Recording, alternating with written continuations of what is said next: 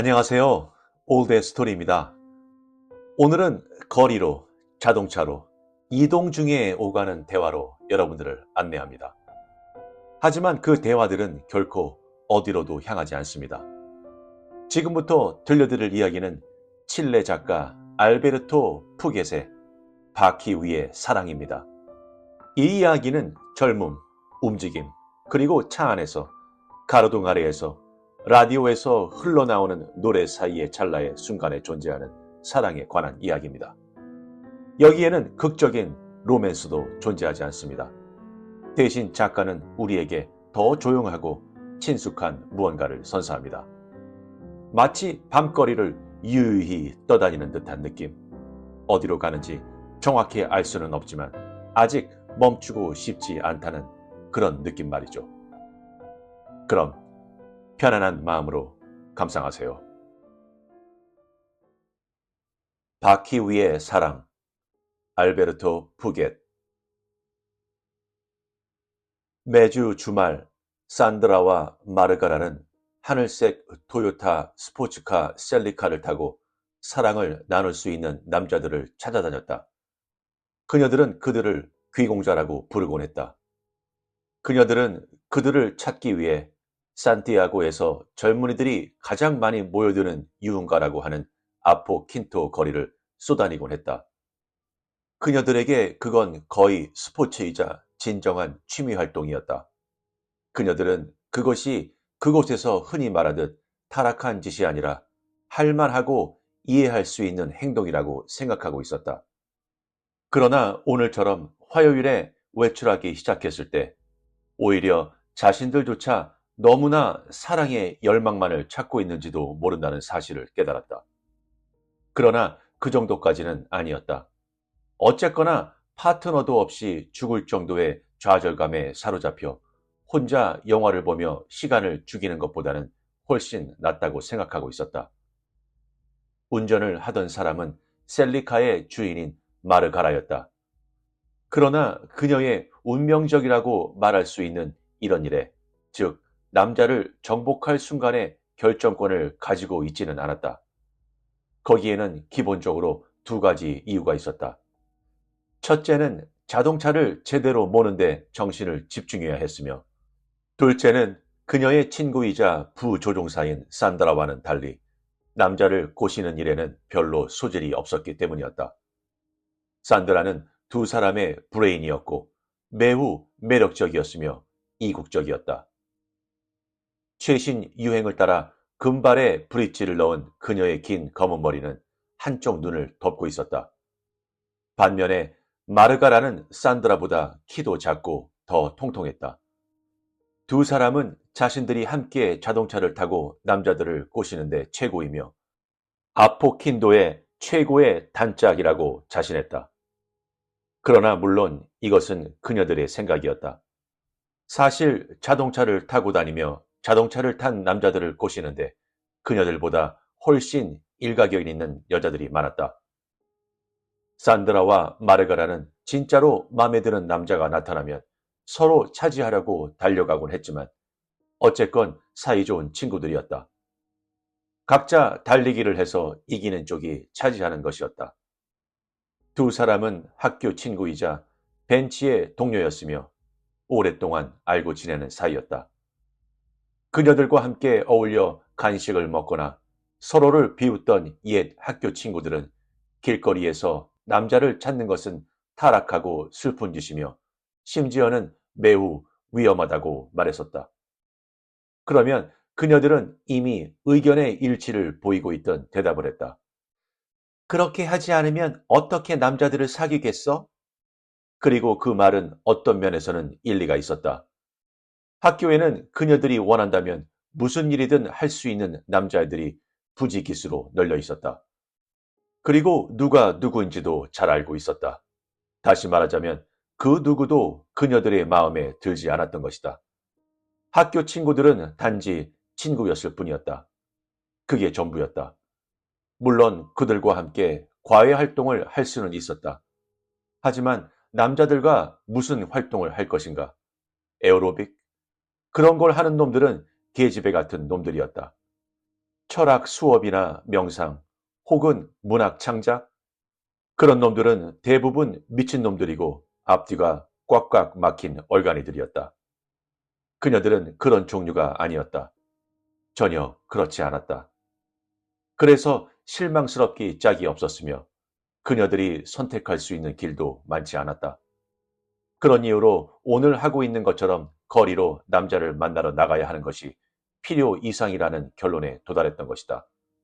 왜냐하면 그녀들이 그토록 갈망하던 왕자님이 도착하기를 기다린다면 이 말이 멋지다는 것 이외에는 아무 일도 생기지 않을 것이며 틀림없이 기차가 그녀들을 태우지 않고 떠날 것이기 때문이었다.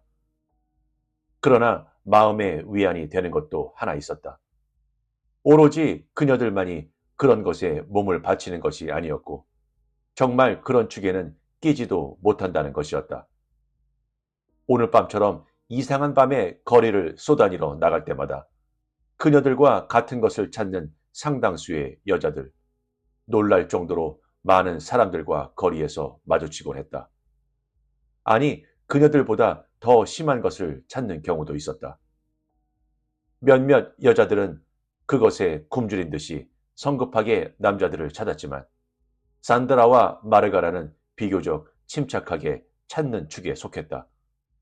그녀들은 우선 남자들과 말을 해보고 많은 남자들 중에서 가장 사랑스럽고 가장 마음에 드는 남자를 선택하고자 했다.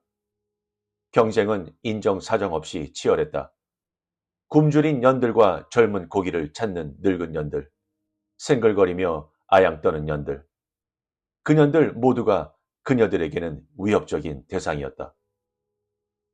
남자를 찾아 외출하는 젊은 두 여자가 30대 남자들은 별로 좋아하지 않았다. 목적을 이루지 못하는 경우가 있다고는 믿기 어렵다. 그러나 그녀들은 키스도 함부로 허락하지 않았다. 그것은 그녀들이 그런 것을 원치 않아서가 아니라 단지 소문이 두려웠기 때문이었다. 산티아고는 사실상 조그마한 마을에 불과했고 마르가라가 항상 되뇌어 말했듯이 이 침대 저 침대로 옮겨 다니는 여자는 후에 그 값을 치르기 때문이었다. 그래서 그녀들의 생각은 차를 타고 있는 남자들을 꼬시고 그녀들을 술자리에 초대하면 승낙하고 술을 마시면서 잠시 함께 있다가 전화번호를 교환하는 것이 전부였다. 기껏해야 전망대에 함께 가는 것이었지 그 이상의 접촉을 하는 법은 거의 없었다. 그녀들은 바보가 아니었다.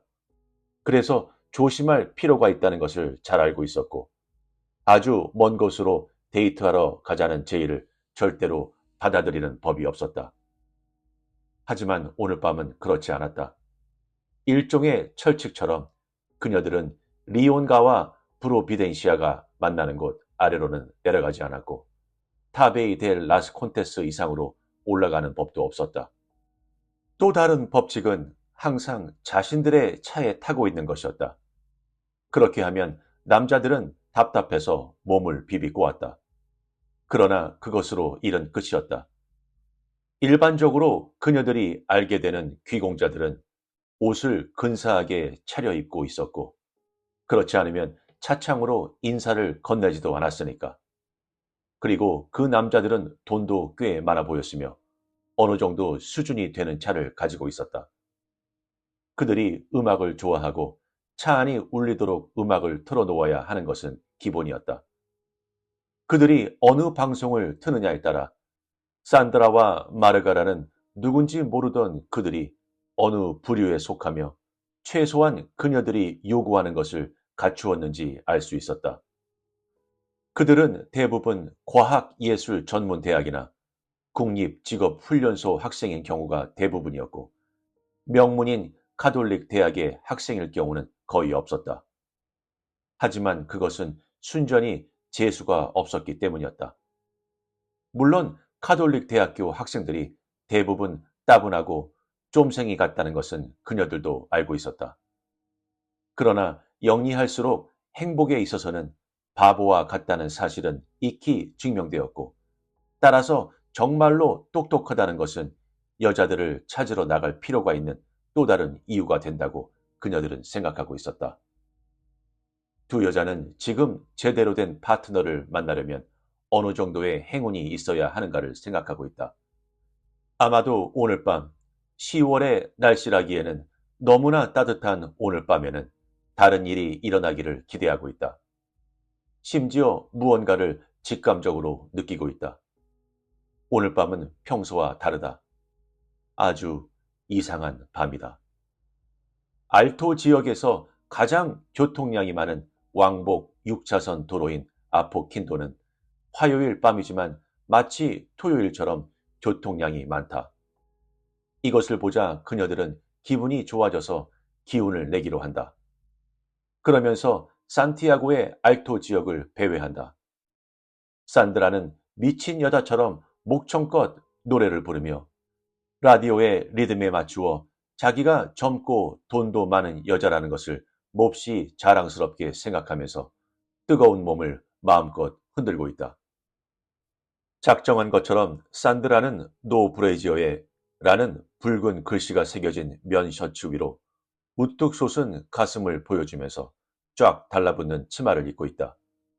사실상 운명적인 여인의 면모는 전혀 없는 마르가라는 옆트임 치마를 입었는데 그녀는 그 치마를 입은 채 1분도 안 되어 그 어떤 남자도 사로잡을 수 있다고 말하고 있다.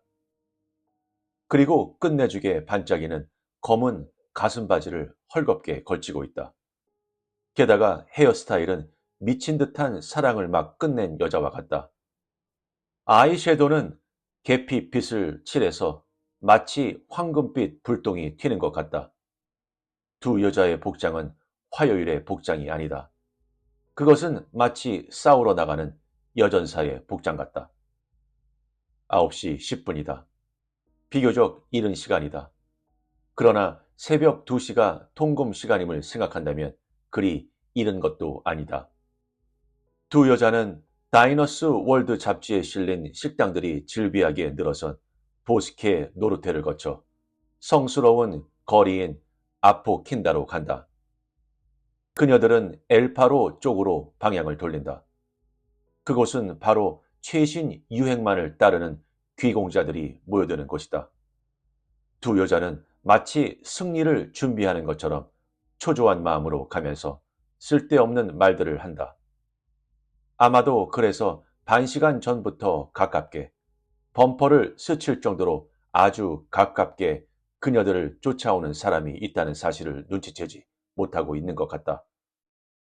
너무 열심히 수다를 떨고 너무 자주 옆을 바라본 까닭에 정작 자기들 뒤에는 무언가가 있다는 사실을 잊고 있는 것이다. 그것은 바로 헤드라이트를 환하게 비추고 있는 번쩍거리는 검은색 고급 승용차다. 보트처럼 납작한 그 차는 천천히 그리고 아스팔트를 거의 닿지 않을 듯 사뿐히 앞으로 나가면서 모든 조건을 갖춘 완벽한 남자를 찾아 거리를 헤매는 두 여자들을 몰래 살펴본다. 산드라는 담배에 불을 붙인다. 깊이 들이마시고는 우아하게 담배 연기를 뿜어댄다. 하지만 마르가라는 실망한 표정이다. 산드라는 그녀를 쳐다본다. 짙게 화장한 마르가라의 눈은 죽어있는 듯하다. 뒤쪽이 아닌 앞쪽에 있는 차들만 뚫어지게 바라본다. 산드라는 계속해서 담배를 피우고 라디오에서는 마돈나가 Feel So Good Inside를 부른다. 두 여자는 흥얼거리며 그 노래를 따라 부른다. 그렇게 하지만 그리 재미있게 시간을 보내지는 못한다. 재미있게 시간을 보내려고 노력하면 할수록 재미없게 보내는 법이니까. 아마도 집으로 되돌아가는 편이 나을 것 같다. 그런데 갑자기 마르가라의 눈이 빛났다. 그녀의 얼굴에서 눈가리개가 빛을 발한다. 그런데 그 빛은 백미러에 나오고 있었다. 마치 눈에 보이지 않는 반사등이 거울에 설치된 것 같다. 산드라는 급히 뒤를 돌아보고 자기 얼굴을 향해 달려드는 표범처럼 자기 얼굴을 비추고 있는 두 개의 둥근 불빛을 본다. 흑옥색 자동차가 속도를 줄이더니 그녀들의 차 뒤를 따라오기 시작한다. 그러나 그건 잠시뿐이다. 깜빡이 등이 켜진다. 그리고는 앞으로 쭉 나아가는 듯 싶더니 다른 차선을 잡고 약간 가속을 한다. 이제 그녀들의 차와 나란히 달린다. 셀리카의 푸른색은 우아한 검은색 속에 반사된다.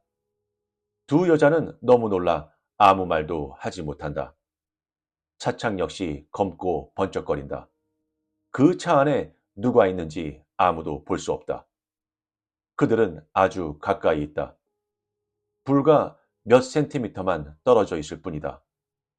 두 차는 동일한 속도로 달린다. 빨간불이 켜진다. 두 차가 동시에 멈춘다. 이제 두 차는 서로 나란히 있다. 이미 창문을 내린 산드라는 차창 밖으로 팔을 괴고 검은 창문을 흘끗 바라본다. 그 안에 누가 있는지 보고 싶어 안달하는 표정이었다. 그러자 그녀의 욕망이 이루어진다. 창문들, 모든 창문들이 자동으로 스르르 내려간다. 창문이 내려지면서 가슴의 맥박 소리와 흡사한 리듬의 록 음악이 갈수록 크게 들린다. 차 안에는 실내등이 켜져 있고 두 차의 간격 사이로 횡단보도에 이상한 초록색 빛이 흘러든다. 그 안에는 4명의 남자가 앉아 있다. 20살이나 25살 정도 되는 남자들이다. 넷은 모두 남성 패션 잡지에서 나오는 사람들 같다. 완벽하고 정말로 멋지다. 땅콩색의 피부는 진하고 매력적인 냄새를 차에서 차로 발산한다. 네 사람 모두 다르고 헤어스타일도 틀리지만 옷과 시계와 겉모습은 흡사하다. 눈은 아주 똑같다. 아니, 아주 흡사하다. 강인하고 매력적이며 뚫어지게 바라보는 시선들이다. 틀에 박힌 얼굴이 그들을 이렇게 숨쉬고 땀 흘리며 몰래 정탐하는 살아있는 마네킹처럼 보이게 만든 것이다. 초록색 불이 켜진다. 두 차는 출발한다. 마르가라는 아무런 이유도 없이 라디오 방송을 바꾸더니 검은 차가 틀고 있던 방송에 주파수를 맞춘다. 그 어떤 차도 앞서려고 하지 않는다. 평행을 유지한다. 남자들은 그녀들을 바라보지 않는다.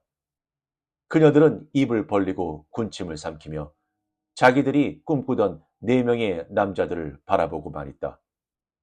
아포킨도는 그 어느 때보다도 느리게 움직이고 텅 비어있는 것 같다. 다시 빨간불이 켜진다. 산드라는 분홍색 껌으로 풍선을 분다. 흥분과 초조로 폭발하기 일보 직전이다. 네 남자는 아직도 옆을 바라보지 않는다. 그들은 아주 가까운 거리에 있다.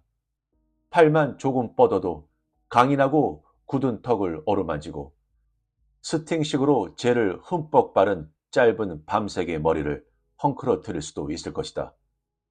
그러나 운전하는 남자는 리듬에 맞추어 손가락으로 운전대를 툭툭 두드리면서 아무 말 없이 앞만 바라보고 있을 뿐이다. 다른 세 사람은 인조 가죽 외투를 입고 부르고스의 길거리에서 흔히 볼 수 있는 해진 스타킹을 신은 창녀들을 뚫어지게 바라본다. 마르가라는 질투에 찬 눈으로 그들을 쳐다본다. 검은 차를 탄 귀공자들의 눈이 재수 없는 그런 년들만 바라볼 뿐. 가슴을 두드리면서 모든 일을 할 만반의 준비가 되어 있고 근사하고 죽여주는 사랑을 할 수 있는 4명의 남자들에게 줄 뜨거운 엉덩이를 가지고 있는 자기들을 왜 바라보지 않는지 궁금하다는 표정이었다. 초록색 불, 출발. 마르가라는 끝까지 가속 페달을 밟는다. 엔진 소리가 시끄럽게 난다. 그러나 차는 출발하지 않는다. 검은 차는 태연스럽게 계속 그곳에 있다. 다시 한번 가속 페달을 밟자 차가 연기를 내뿜지만 다시 멈춘다. 남자들은 아무런 반응도 보이지 않는다. 마르가라는 가속 페달을 밟았다가 떼고 다시 밟았다가 떼면서 기어를 넣는다. 1단을 넣자 갑자기 덜컹거리면서 차가 나가고 2단을 넣자 차가 날아가듯이 빨리 달린다. 다시 가속 페달을 끝까지 밟고는 기어를 변속한다. 그리고 경적을 마구 울려대며 70km, 90km로 달린다.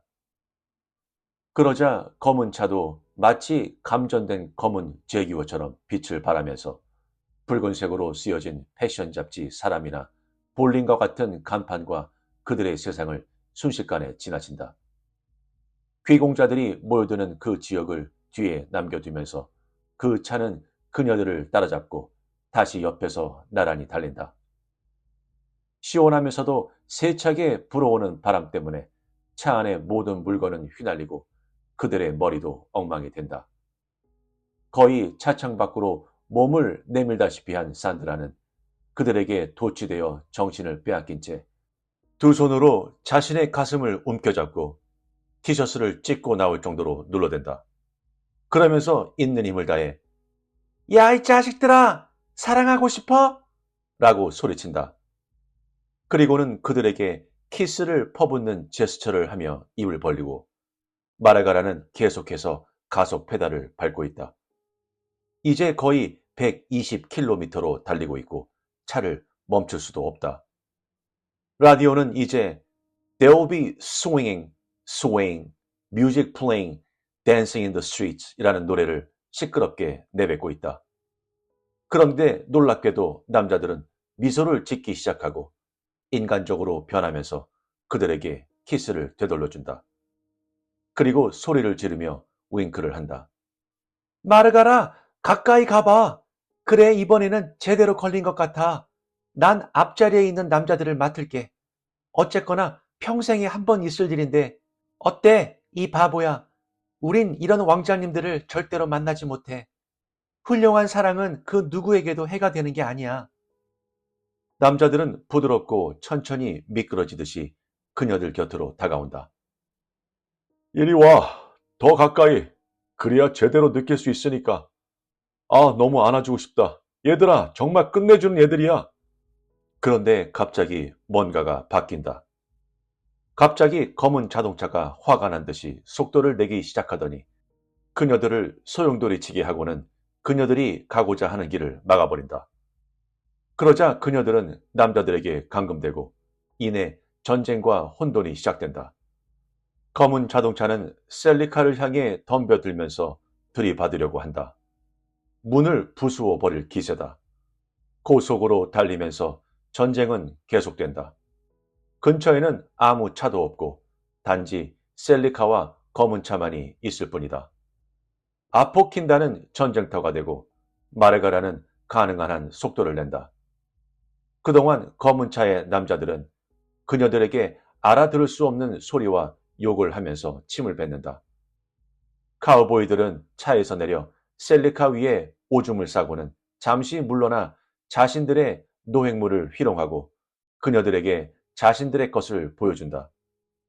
양쪽의 라디오는 마치 연결이라도 된 것처럼, 그리고 마치 검은 차가 이미 그녀들을 지배한 것처럼 죽음의 심포니처럼 낮고 무거운 음과 악마의 괴성과 맥빠진 듯한 기타 소리를 내뱉는다. 헤비메탈 락이자 사탄의 락이다. 그러자 10월에는 보기 드문 안개가, 푸르스름한 사나운 안개가 거리로 들어오기 시작한다. 건물의 옥상까지 가득 채우면서 거리를 모두 뒤덮고 시각과 감각을 모두 막아버리고 반사신경조차 마비시킨다. 검은 자동차는 안개의 매트리스 위로 전진하더니 셀리카를 에워싸고는 끈적끈적한 자줏빛 폭풍 속에서 가둔다. 멀리서 들리는 웃음과 하수구에서 새어나오는 금속성의 혼돈 소리 사이로 검은 차는 나무 속에는 진동을, 산들 바람 속에는 폭발음의 흔적을 남기면서 가로지르는 거리로 급히 사라진다. 마르가라와 산드라는 멈춘 차와 함께 아포킨도 한가운데 앉아있다. 거리는 텅 비어있고 행인도 없고 버스도 없고 아무것도 없다. 안개는 계속되고 시간이 흐를수록 더 짙어져 간다. 두 여자는 깊은 숨을 내쉬고 방금 전의 경험을 잊으려고 노력한다. 라디오는 이제 더 이상 작동하지 않는다. 죽어 있다. 그녀들은 차에 올라 시동을 건다. 드라이브를 하면서 아무 말 없이 집으로 되돌아가기 시작한다. 시끄러운 소리를 내지 않으려고 노력한다. 돌아가는 길은 영원한 길 같다. 마치 도로가 역방향으로 나 있는 것 같다. 거리의 고독과 그곳을 지배하는 침묵은 아직도 공모의 향내를 잃지 않는다. 마르가라는 거울을 보고 멀리서 급히 다가오는 두 개의 불빛을 본다. 그러자 전에 없이 속도를 낸다. 한쪽 길모퉁이에서 검은 차가 급히 거리를 가로질러 오더니 그녀들 앞에 멈추면서 길을 막는다. 아무것도 없었는데 갑자기 다른 두 검은 차가 각각 그녀들 옆에 멈춘다. 마르가라는 백미러를 다시 바라본다. 또 다른 검은 차는 그녀 차의 꽁무니에 붙어 있다. 그러자 라디오는 창문을 흔들릴 정도로 다시 소리를 내기 시작한다. 엔진이 꺼진다. 네 대의 차가 멈춘다. 그러자 문 하나가 열린다.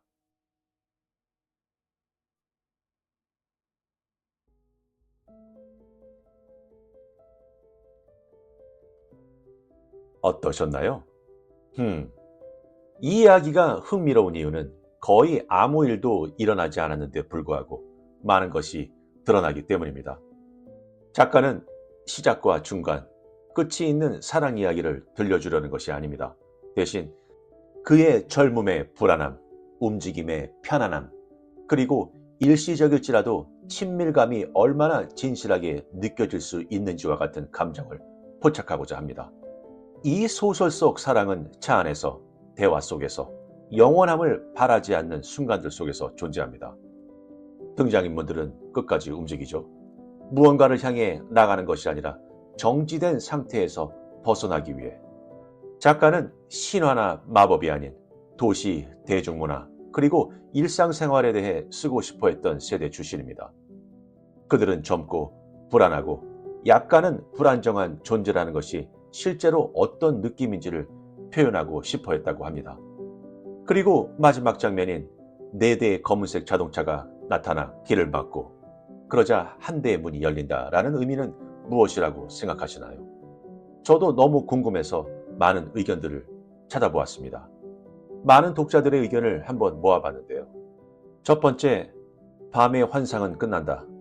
지금까지의 자동차의 주행은 자유를 표현했지만 주변인들에게 둘러싸여 더 이상 자유롭게 돌아다니지 못한다. 그들은 멈춰서고 갇히고 감시당하죠. 밤은 더 이상 장난스럽지 않고 심각해집니다. 라는 해석이 있고요.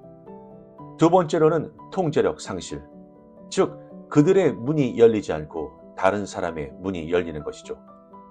앞으로 무슨 일이 일어나든 그것은 더 이상 그들이 결정할 수 있는 일이 아니다.